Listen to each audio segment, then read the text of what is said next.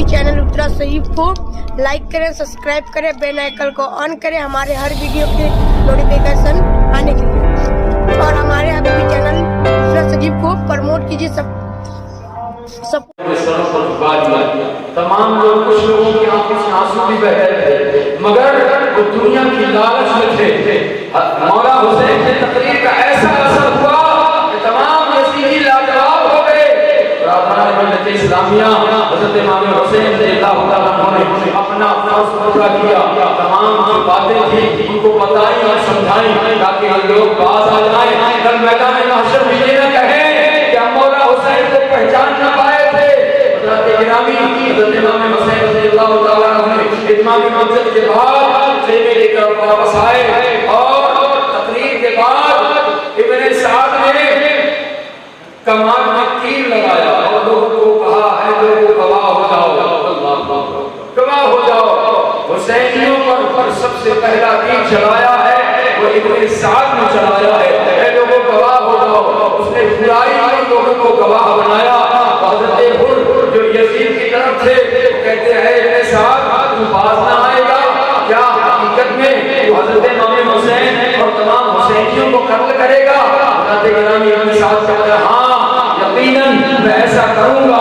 برادران ملت اسلامیہ، حضرت حر کو اللہ نے توفیق دی، اس نے اپنے گھوڑے کو ایڑ لگائی اور حضرت امام حسین کی بارگاہ میں آ جاتا ہے اور کہتا ہے اے امام علی مقام، میری خطا کو معاف کر دیجئے، میں اللہ کی بارگاہ میں اپنے گناہ سے توبہ کرتا ہوں اور مجھے جنت کا پروانہ دیجئے، میں آپ کا غلام بننا چاہتا ہوں، میں آپ کے پیچھے نماز پڑھا ہوں، آپ کا مقتدی بنا ہوں، آپ میرے امام بنے ہیں، میں یقیناً شرمندہ ہوں کہ میں نے آپ کو مجبور کیا، اس میدان تک لے کر آیا، میں نے آپ کو واپس جانے دیا، میں امام اے امام علی مقام میں اپنے عمل سے شرمندہ ہوں، مگر میں چاہتا ہوں آپ کی غلامی میں آ کر آپ کے نام پر اپنی جان کو قربان کر کے آپ کی نانا جان کی شفاعت کا مستحق بن جاؤں۔ برادران ملت اسلامیہ، حضرت امام حسین رضی اللہ تعالیٰ عنہ نے حضرت حر سے کہا اللہ تبارک و تعالیٰ تیرے گناہوں کو بخش دے، اور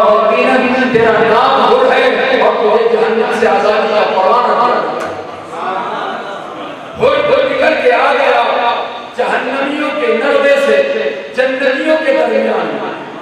برادران ملت اسلامیہ، حضرت امام حسین رضی اللہ تعالیٰ عنہ کے تمام جانثار ساتھی کام آئے اور بنی ہاشم کے تمام جوان بے مثال آدمی پیش کرتے ہیں، اور حضرت مولا علی کے بیٹے بھی اپنی جانوں کو قربان کر دیتے ہیں، حضرت عقیل رضی اللہ تعالیٰ عنہ کے بیٹے بھی کام آتے ہیں، اور روایت میں آتا ہے کہ وہ دو ننھے بچے جو حضرت بی بی زینب کے بچے ہیں اور محمد، وہ بھی حضرت بی بی زینب نے بچوں کے لیے اجازت مانگی، اے مولا حسین اجازت دے دے۔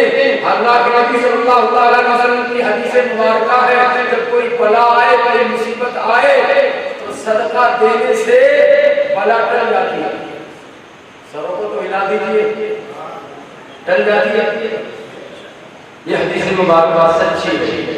ہاں حضرت بی بی زینب کہتی ہے اے میرے بھائی صدقہ دینے سے مصیبت ٹل جاتی ہے۔ حضرت امام حسین کہتے ہیں اے بہن میں یہاں پردیس میں ہوں اور میرے پاس تو کچھ ہے بھی نہیں، میں کیا صدقہ کروں؟ میرے پاس تو پانی کا ایک قطرہ بھی نہیں ہے، میں اس وقت کیا صدقہ کروں؟ یہ حقیقت ہے صدقہ دینے سے بلائیں ٹل جاتی ہیں۔ بی بی زینب کہتی اس سے بڑی مصیبت کیا ہوگی؟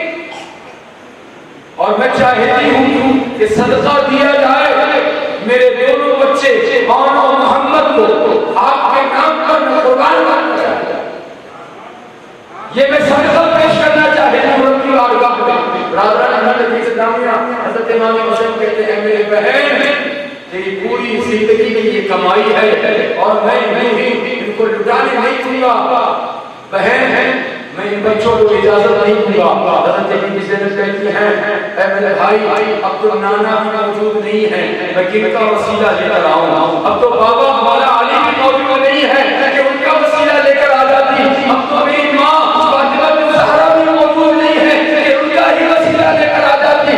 میرے بھائی مان جاؤ یہ ہمارے بھانجے اور یہ میرے بچے بالکل تڑپ رہے ہیں، میدان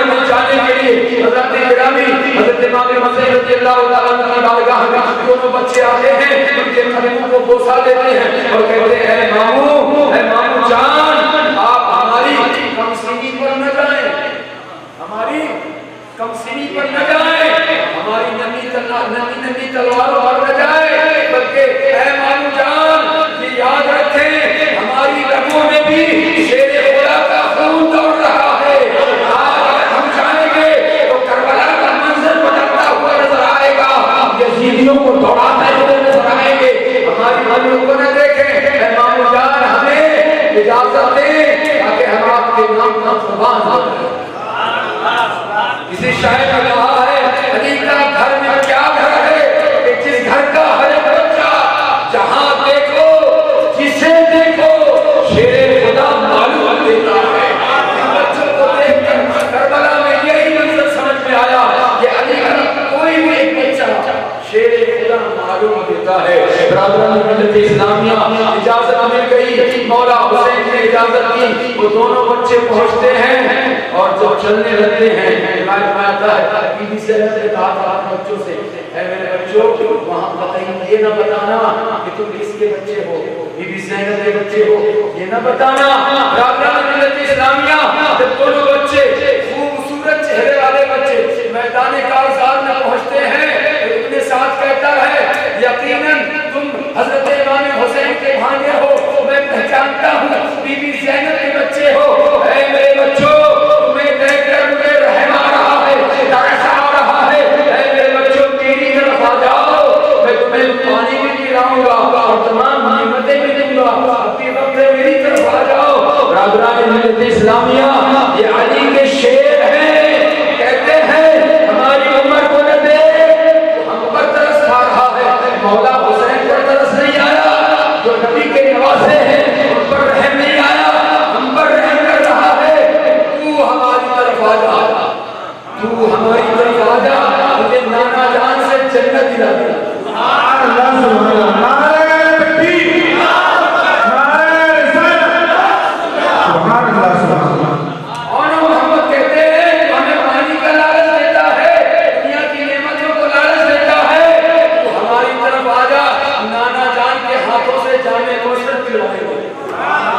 تو ہماری طرف آ کے دیکھ برادران ملت اسلامیہ اور محمد دونوں یزیدیوں پر ایک طرف حملہ کرتے ہیں تو ایسا دیکھیں شیر خدا کے شیر یہ جس طرف جاتے ہیں یزیدی بھیڑ بکری کی طرح بھاگتے ہیں، ان دو ننھے بچوں سے بھی ڈرتے ہیں، یہاں تک کہ دونوں طرف سے خود ہی حملہ کرتے ہیں اور یزیدیوں کو دوڑاتے ہیں، قتل کرتے ہیں اور بیچ میں یزیدیوں کے نرمے میں گھس جاتے ہیں اور روایت میں آتا ہے کہ ابن سعد کے سر کے قریب پہنچ جاتے ہیں، سب سے زیادہ قریب یہ دو ننھے بچے پہنچتے ہیں اور کہتے ہیں اے ابن سعد جو ہم نے اپنی ماں سے وعدہ کیا تھا ان قریب کو پورا کرنے والے ہیں، اور اس کے بعد وار کرنا ہی چاہتے تھے کہ بدبختوں نے چھوٹے بھائی پر فتیل کا وار کیا اور وہ گر گئے تو بڑے بھائی نے اپنے بھائی سے بدن سے تیر نکالنے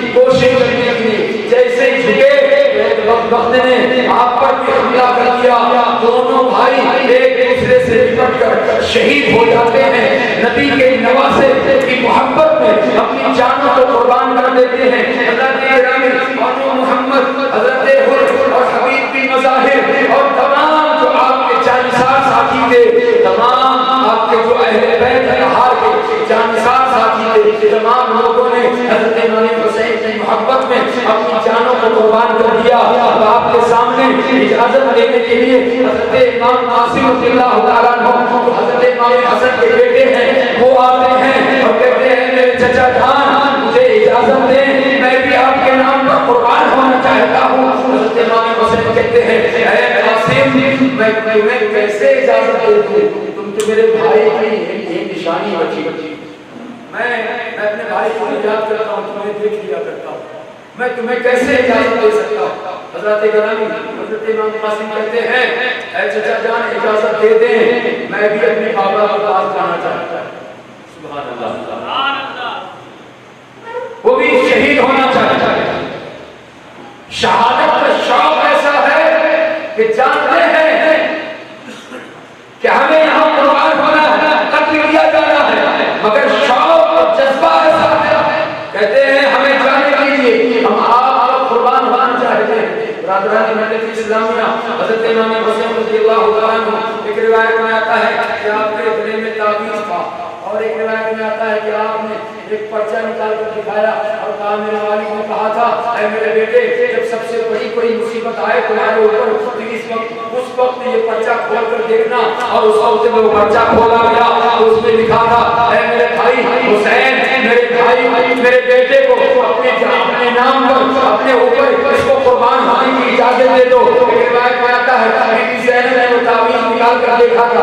میں لکھا تھا کہ جب کوئی مصیبت آئے اور وہ مصیبت میرے بھائی حسین پر آئے گی، اگر تم ساتھ میں ہونا تو میرے بھائی سے پہلے اپنی جان کو ان کے نام پر قربان کر دینا۔ حضرت امام حسین رضی اللہ تعالیٰ عنہ مجبوراً حضرت امام قاسم رضی اللہ تعالیٰ عنہ کی اجازت دیتے ہیں اور رن میں جاتے ہیں۔ حضرت قاسم میدان میں پہنچتے ہیں تو علی کا شیر دہاڑتا ہے، آواز دیتا ہے، میں قاسم ابن حسن ہوں، میرے مقابلے میں بھیجو جسے بھیجنا، میرے مقابلے میں بھیجو جسے بھیجنا ہے۔ ابن سعد نے ایک شامی پہلوان جس کا نام ارزق، جس کے مقابلے میں ہزاروں لوگ کانپتے تھے، ہزار لوگوں کا اکیلے مقابلہ کرتا، اتنا بڑا بہادر اور جنگجو، اتنا بڑا پہلوان تھا ارزق۔ ابن سعد نے اس سے جب کہا اے ارزق جاؤ اس سے مقابلہ کرو، ارزق گھمنڈ اور تکبر میں چور کہتا ہے ایک بچے سے، ایک کر کے لڑکے سے اس سے مقابلہ میں کروں گا۔ ہمارے لشکر میں میرے چار بیٹے موجود ہیں، ان میں سے کسی ایک کو بھیجو، پھر دیکھو اس لڑکے سے وہ مقابلہ کر کے اور اس کا قتل کر کے واپس آ جائیں گے۔ حضرت گرامی ارزق سے ایک بیٹے کو بھیجا گیا جس کا گھوڑا بھی خوبصورت ہے، تلوار بھی خوبصورت ہے، تلوار بھی خوبصورت ہے اور گھوڑا بھی خوبصورت ہے۔ وہ جب میدان میں پہنچتا ہے حضرت قاسم رضی اللہ عنہ کے مقابلے میں پہنچتا ہے، برادران ملت اسلامیہ آپ نے ایک لمحے میں اس کا سر سے جدا کر دیا۔ ارزق نے دیکھا غصے سے لال پیلا ہو گیا۔ اس کے بعد دوسرا بیٹا آتا ہے، تیسرا بیٹا آتا ہے، چوتھا بیٹا آتا ہے، سب کو حضرت امام قاسم رضی اللہ تعالیٰ عنہ نے پاس میں چاٹ کر دیا۔ اب ارزق جلال میں چاروں بیٹے قتل ہو گئے۔ اب ارزق گھمنڈ میں چور آپ کے مقابلے میں آتا ہے، اور جب آتا ہے نا تو جو پہلے بیٹا آیا تھا اس کی تلوار اور اس کا گھوڑا دونوں حضرت امام قاسم رضی اللہ تعالیٰ عنہ نے رکھ دیا۔ جب ارزق آتا ہے اسی کے بیٹے کی تلوار ہاتھ میں لے آتا ہے۔ ارزق کہتا ہے یہ تو میری تلوار ہے، یہ میری تلوار ہے، تیرے پاس کہاں سے آئی؟ حضرت امام قاسم رضی اللہ تعالیٰ عنہ کہتے ہیں تیرا بیٹا مجھے دے گیا ہے۔ مسکرانے کی بات ہے، حضرت قاسم رضی اللہ تعالیٰ عنہ کہتے ہیں تیرے بیٹے کی تلوار ہے اور اسی سے تیرا قتل کروں گا۔ حضرت گرامی جنگجو تھا، بہادر تھا، پہلوان تھا۔ حضرت قاسم رضی اللہ تعالیٰ عنہ کہتے ہیں میں نے سنا ہے بہت بڑے پہلوان ہو، تمہیں تیرے گھوڑے کی سیٹ تک کسنا نہیں آتا۔ یہ جنگ میں جائز ہے۔ حضرت قاسم رضی اللہ تعالیٰ عنہ کا تمہیں پتہ ہی نہیں، شعور ہی نہیں ہے، میں نے سنا تو بہت بڑے جنگجو ہو، بہادر ہو، تمہیں تو گھوڑی کی سیٹ تک کسنا نہیں آتا۔ جب ارزق گھوڑی کی دیکھنے کے لیے جھکتا ہے، حضرت امام قاسم رضی اللہ تعالیٰ عنہ نے اس کے سر پر ایسا وار کیا کہ اس کا سر زمین پر اور اس کا جسم دھڑ بھی زمین پر آ جاتا ہے۔ اس انداز سے علی کا شیر دہاڑتا ہوا مقابلہ کرتا ہے۔ روایت میں آتا ہے کہ آپ خود ہی یزیدیوں کے درمیان گھس جاتے ہیں، آپ کے جسم مبارک پر 27 زخم آتے ہیں۔ کتنے؟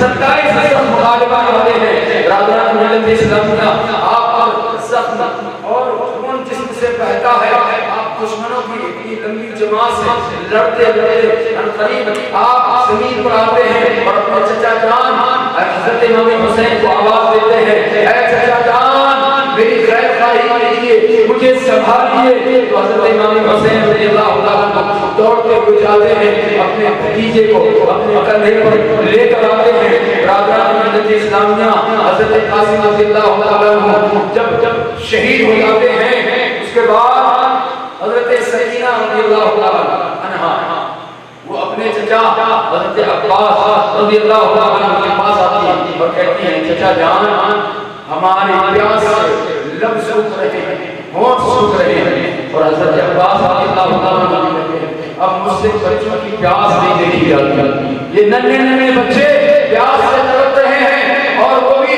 اپنے بھائی مولا حسین کی بارگاہ میں اجازت دینے کے لیے پہنچ جاتے ملت اسلامیہ حضرت عباس نامبردار کی شان دیکھیں. روایت میں آتا ہے کہ آپ بہت خوبصورت اور بہت طاقتور. حضرت عباس رضی اللہ تعالیٰ عنہ کی 5 خوبیاں ہیں. کتنی؟ بس آخری بات ہے، اس کے بعد انشاءاللہ اپنی ختم ہو جائے گی، گفتگو مکمل ہو جائے گی. حضرت عباس نامبردار جن کے بارے میں آتا ہے کہ جب آپ کی ولادت ہوئی اور لوگوں نے آپ کا چہرہ دیکھا، چاند سے چہرہ تھا. ہاشمی خاندان میں سب سے، اس خاندان میں بہت ہی حسین بچہ، آپ جب پیدا ہوئے چاند جیسا چہرہ تھا، چاند جیسا چہرہ تھا. اس لیے آپ کا نام عباس ہے، مگر آپ کو قمر بنی ہاشم کہا جاتا ہے. یہ آپ کا مطلب ہے قمر بنی ہاشم، یعنی ہاشم خاندان کا چاند. آپ کی خصوصیت ہے. اور روایت میں آتا ہے کہ جب آپ بچپنے میں جتنا اپنے پیروں سے نہیں چلے ہوں گے، آپ کو اتنا لاڈ اور پیار ملا ہے. جتنا آپ پیروں سے نہیں چلے ہوں گے اتنا آپ اپنی بہنوں کی گود میں چلے گئے. اتنا لاڈ اور پیار ملا بچپن میں کہ آپ پیروں سے جتنا نہیں چلے اتنا اپنی بہنوں کی گود میں چلے ہیں. برادران ملت اسلامیہ، تیسری خصوصیت، آپ جس طریقے سے ہم بکروں کی پیٹھ میں ہاتھ پھیرتے ہیں اسی طریقے سے آپ کا قد اتنا اونچا تھا کہ آپ کھڑے کھڑے اونٹ کی پیٹھ پر ہاتھ پھیرا کرتے تھے. اونٹ کی پیٹھ پر ہاتھ پھیرا کرتے تھے. اور چوتھی خصوصیت، صوفیہ فرماتے ہیں کہ آپ اتنے قوی تھے، اتنے طاقتور تھے کہ آپ اپنے پیر کے انگوٹھے سے پتھر پر اپنے دشمنوں کا نام لکھ دیا کرتے تھے. اتنے طاقتور تھے حضرت عباس نامبردار کہ انگوٹھے کے پیر کے انگوٹھے سے پتھر پر دشمن کا نام لکھ دیا کرتے تھے. اور 5ویں خصوصیت، آپ کا چہرہ مبارکہ حضرت مولا علی سے ملتا تھا. کس سے ملتا تھا؟ حضرت مولا علی سے ملتا تھا. اللہ تبارک و تعالیٰ نے کربلا میں ایک ایسا نظام بنایا تھا. کربلا میں 3 حضرات ایسے تھے جن کے کسی نہ کسی سے چہرے ملتے ہوئے تھے. حضرت عباس نامبردار کا چہرہ حضرت مولا علی سے ملتا تھا اور حضرت بیوی زینب کا چہرہ فاطمہ الزہرا سے ملتا تھا اور حضرت علی اکبر کا چہرہ حضرت محمد رسول اللہ صلی اللہ تعالی علیہ وسلم سے ملتا تھا. اللہ نے ایسا نظام بنایا تھا. اے حسین، جب علی کی یاد آئے عباس نامبردار کو دیکھو.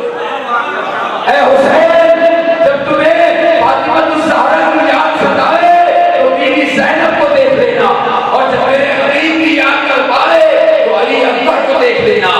برادران ملت اسلامی، اللہ نے ایسا نظام بنایا تھا. اور حضرت عباس نامبردار اپنے بھائی سے اجازت لینے جاتے ہیں. مولا حسین کہتے ہیں کہ اے میرے بھائی، تمہیں تو میری فوج کے علمبردار ہو، اگر تم چلے گئے تو پھر میرا علم کون سنبھالے گا؟ اور تمہیں تو میرے صدمے میں مرہم کا کام کرتے ہو، تمہیں تو میرے سہارا ہو. برادران ملت اسلامی، مولا حسین انہیں روکنا چاہتے ہیں مگر حضرت عباس نامبردار کہتے ہیں بچوں کی پیاس مجھ سے دیکھی نہیں جاتی، اب بچوں کا روکنا مجھ سے دیکھا نہیں جاتا ہے. حضرت عباس نامبردار کو اجازت مل گئی. ایک روایت میں آتا ہے کہ حضرت امام حسین نے حضرت عباس نامبردار کو ایک تلوار دی تھی اور ایک ڈھال دی تھی. کہا تھا حملہ نہ کرنا، اگر حملہ ہو تو صرف روکنا. حملہ نہ کرنا، اگر حملہ ہو تو صرف روکنا. برادران ملت اسلامیہ، ابن سعد نے ایک روایت میں آتا ہے کہ پہلے 500 فوجی لگائے تھے نہر فرات کے قریب، بعد میں 4000 کا لشکر جمع کر دیا تھا نہر فرات کے قریب. حضرت عباس نامبردار اتنے قوت کے مالک تھے. مولا حسین نے کہا تھا حملہ نہ کرنا کسی پر، صرف حملہ ہو تو روکنا ڈھال سے. روایت میں آتا ہے کہ آپ نے حملہ نہیں کیا تھا، صرف ڈھال سے روکا تھا حملہ. تب 400 یزیدی مارے گئے. حملہ نہیں کیے تب 400 مرے. اگر حملہ کیے ہوتے ہزاروں مر جاتے. برادران ملت اسلامیہ، حضرت مولا حضرت عباس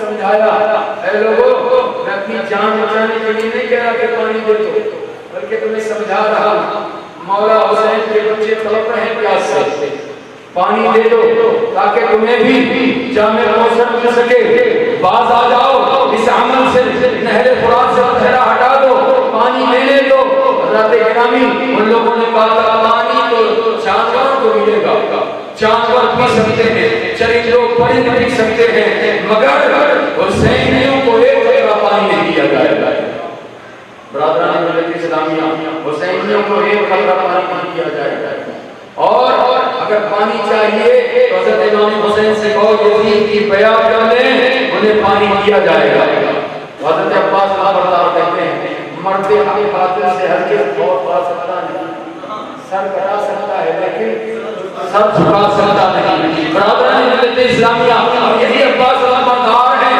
جنہوں نے ان کے بارے میں ان کی شان میں شاعر نے کہا ہے علی کا شیر گرجتا دہاڑتا ہوا بولا علی کا شیر گرجتا دہاڑتا ہوا بولا سبھی کے واسطے آب حیات پانی ہے علی کا شیر گرجتا دہاڑتا ہوا بولا سبھی کے واسطے آب حیات تھوڑی ہے یہ کہہ کے چھین لیا بزدلوں کے ہاتھوں سے یہ کہہ کے بزدل چھین لیا بزدلوں کے ہاتھوں سے کسی کے باپ کا نہر فرات تھوڑی ہے کسی کے باپ کا نہر فرات تھوڑی ہے اپنے گھوڑے کو ایڑ لگائی نہر فرات کو اتار دیا مشکلہ پانی سے بھر لیا ایک جیل پانی اٹھایا منہ تک لے جانے والے تھے مگر مولا امام عباس خبردار کو خیال آیا حسینی خیمے میں بچوں کا تڑپنا پیاس سے ہوٹ گزار سب جانا یاد آتا ہے آپ نے چڑیوں میں پانی دیا ہوا دریا میں ہی اس کے منہ پہ مار دیا شاعر کہتا ہے کیا تھی اوقات کے پلاتا دریا پانی کیا تھی اوقات پلاتا دریا پانی میرے عباس نے دریا کو پلایا میرے عباس نے دریا کو پلایا پانی برادران ملت اسلامیہ حضرت عباس خبردار مسجدہ بھر لیتے ہیں اور اس کے بعد دشمنوں کو کاٹتے ہوئے مارتے ہوئے گراتے ہوئے مشکلہ لے کر حسینی خیمے کی طرف سوچتے ہیں کہ میں پہنچ جاؤں یہ پانی پہنچ جائے اتنے ساتھ اعلان کرتا ہے اے لشکریوں اے فوجیوں اگر یہ مشکلہ خیمے حسینی میں پہنچ گیا تو یاد رکھنا ان میں سے کوئی زندہ نہ بچے گا کوئی بیمار بچہ یتیم ہو جائے گا ہماری بیٹیاں بیوہ ہو جائے گی لہذا یہ پانی کا مشکلہ خیمے تک نہ پہنچنے پائے ورنہ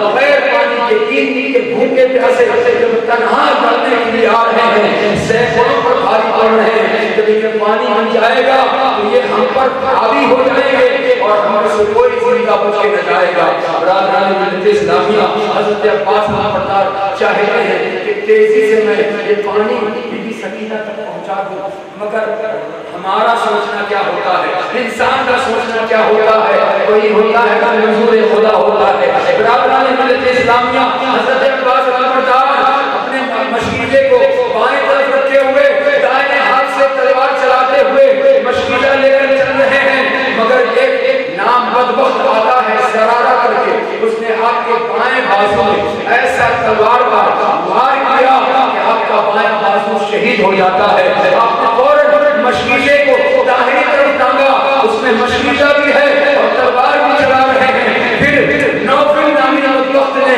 آپ کے داہنے بازو میں بھی وار کر دیا دونوں بازو آپ کے شہید ہو چکے ہیں آپ نے فوراً ہی مشکلے کے قسمیں اپنے دانتوں میں دبا لیے اور اس کے بعد ایک بدبخت نے ایسا تیر کا وار کیا کہ مشکلہ تار ہو جاتا ہے سارا پانی بہہ جاتا ہے حضرات گرامی اس کے بعد حضرت عباس خبردار کو پوری طرح سے یزیدیوں نے زخمی کیا آپ کے جسم کے ٹکڑے کیے برادران ملت اسلامیہ روایت میں آتا ہے کہ کربلا کے بعد حضرت بی زینب یا بی سکینہ جب قبیلہ کے لوگوں نے جنہوں نے دفنایا تھا کربلا کے شہیدوں کو ان سے پوچھا کہ یہ چھوٹی سی قبر کس کی ہے حضرت عباس خبردار کی قبر کو دیکھ کر بی بی زینب یا بی بی سکینہ نے پوچھا تھا قبیلے والوں سے اے لوگوں بتاؤ یہ چھوٹی سی قبر کیا میرے بھائی عسکر کی ہے؟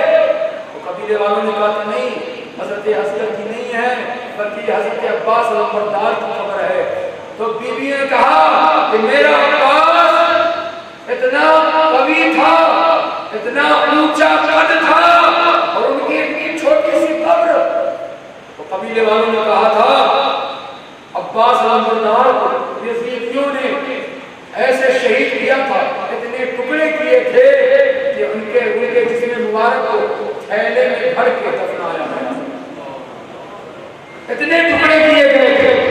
آپ کا جسم مبارک بہت لمبا تھا مگر اتنے ٹکڑے ہوئے تھے عباس علمبردار کے جسم کے کہ روایت میں آتا ہے کہ تھیلے میں رکھ کے آپ کو دفنایا گیا.